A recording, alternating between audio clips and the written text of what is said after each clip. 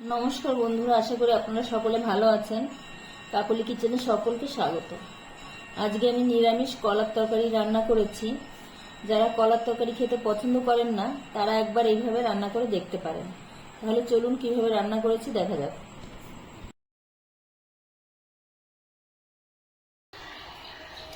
আমি একটা কাঁচকলা নিয়েছি। কাঁচকলাটাকে এখন আমি 3 টুকরো করে কেটে নিচ্ছি।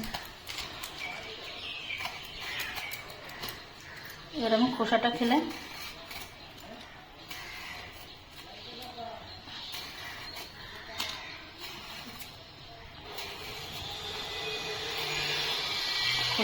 দিয়েছি। এখন লম্বা লম্বা করে পাতলা পাতলা করে কেটে নেব।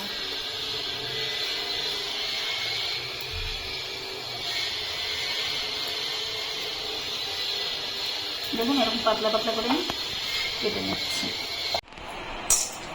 কলাগুলো আমি ভালো করে ধুয়ে নিয়েছি কেটে। এখন আমি এর ভিতরে দিয়ে দিচ্ছি লবণ। এখানে আদা আর লাল লাল কাঁচা লঙ্কা বাটা আছে, দিয়ে দিলাম 1 চামচ। সামান্য পরিমাণে একটু ছোট চামচের 1 চামচ ধনের গুঁড়ো, জিরের গুঁড়ো ছোট চামচের 1 চামচ, দিচ্ছি হলুদ গুঁড়ো, আর দিয়ে দিচ্ছি 1.5 চামচের মতন বেসন।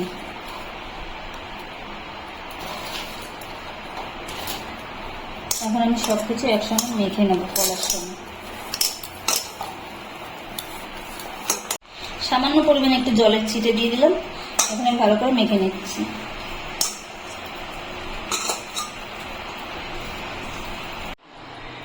আমি কড়াইতে সাদা তেল গরম করতে বসিয়েছি। এখন আমি কলাগুলো ছেড়ে দিচ্ছি।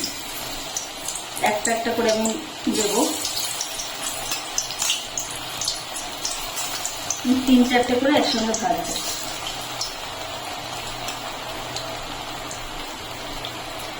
চারটে 5টা দিলাম, 5টা করে দিয়ে দিচ্ছি।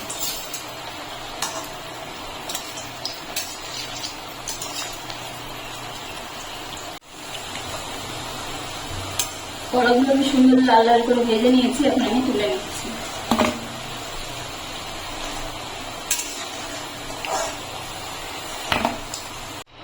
কলা ভাজা তেলের মধ্যে আমি এখন দিয়ে দিচ্ছি গোটা জিরে ফোড়ন। আমি তেল কিছুটা কমিয়ে নিয়েছি। তারপর দিয়ে দিচ্ছি একটা আলু পাতলা পাতলা করে কেটে রেখেছি। আলুটা দিচ্ছি।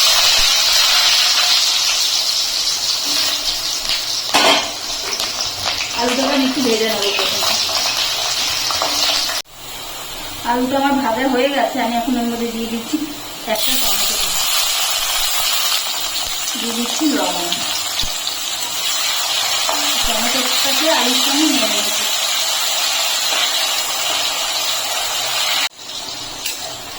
টমেটো আমার নরম হয়ে গেছে। এখন আমি এর মধ্যে দিয়ে দিচ্ছি সেই আদা কাঁচা লঙ্কা বাটা 1 চামচ দিলাম।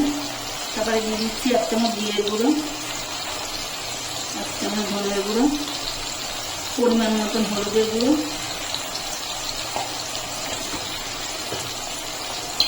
আর সামান্য একটু কাশ্মীরি লঙ্কার গুঁড়ো। এখন আমি মশলাটাকে ভালো করে কষিয়ে নেব।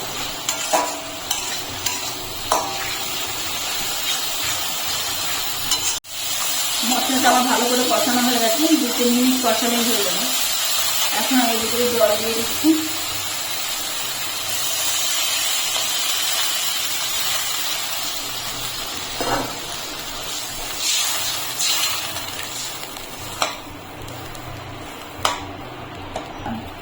এখন ফুটে আসা অবধি অপেক্ষা করব। ঝোলটা ফুটে গেছে। আমি এখন কলাগুলো দিয়ে দিচ্ছি।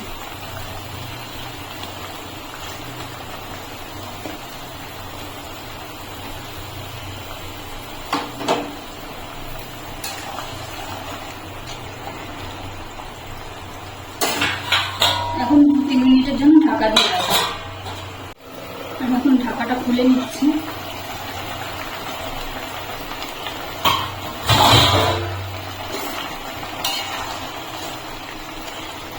কলা তো আমার সেদ্ধই ছিল, ভাজার সময় সেদ্ধ হয়ে গেছিল। আলু আমার সেদ্ধ হয়ে গেছে। আপনারা যদি নিরামিষ তরকারি একটু মিষ্টি পছন্দ করেন তাহলে আপনি একটু মিষ্টি দিয়ে দেবেন। আমি দিচ্ছি না। আমি এখন হয়ে গেছে তরকারিটা। আমি একটু ধনে পাতা কুচি দিয়ে দিচ্ছি। আপনারা এখানে ঘি গরম মশলাও দিতে পারেন। আমি এখন নামিয়ে নেব। তরকারিটা আমার রেডি হয়ে গেছে, আমি নামিয়ে নিচ্ছি। রেসিপিটি তৈরি হয়ে গেছে। ভিডিওটি যদি ভালো লাগে তাহলে একটা লাইক করবেন এবং কমেন্টে জানাবেন কেমন হয়েছে। আর যারা নতুন তারা চ্যানেলটিকে সাবস্ক্রাইব করে পাশে থাকবেন।